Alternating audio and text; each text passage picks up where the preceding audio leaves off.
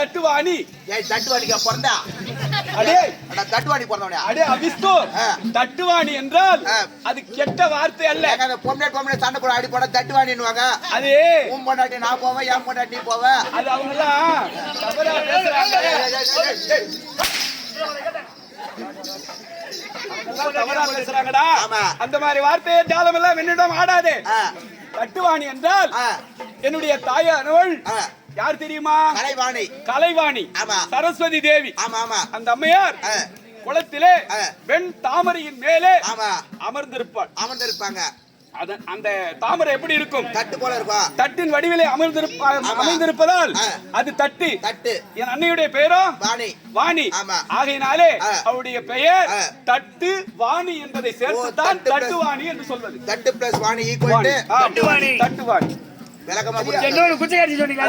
தட்டுவாணி என்பது கெட்ட வார்த்தை அல்ல. அப்ப என்ன வேணா சொல்லாமா? உட தட்டுவாணி பிறந்தவனே, உட தட்டுவாணி பிறந்த பையன். அவர்தான் சொன்னாரு. சரி, அவன் அடிக்கிறான் பாரு தட்டுவாணி சொன்னவனே. அவனுக்கு அறிவில்லை, உனக்கு அறிவில்லை. அவரை சொல்லி அவர் கோச்சிக்க மாட்டாரு. தட்டுவாணி போனவனா? ஆமா. என்ன சொன்ன நான் கோச்சி போவேன். சாமி அவன் சொன்னா அவன் அடிக்கிறான் பாரு. உன்னால அண்ணன். சரி, குடிச்ச காட்டு வண்டியா? குடிசைக்காரசி. அதாவது என்னுடைய தாத்தா யார்? நாராயணமூர்த்தி மகாவிஷ்ணு. அவருடைய மனைவி யார்? மகாலட்சுமி.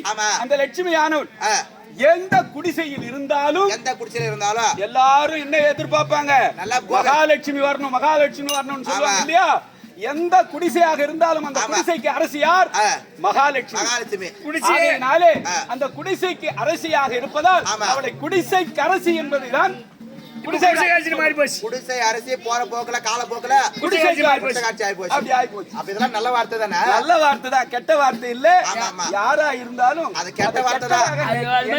போக போக கேட்ட வார்த்தை ஆகி போச்சு. அவ்வளவுதான். மற்ற விளக்கம் சாமி. மற்ற விளக்கம். என் தந்தையிடமே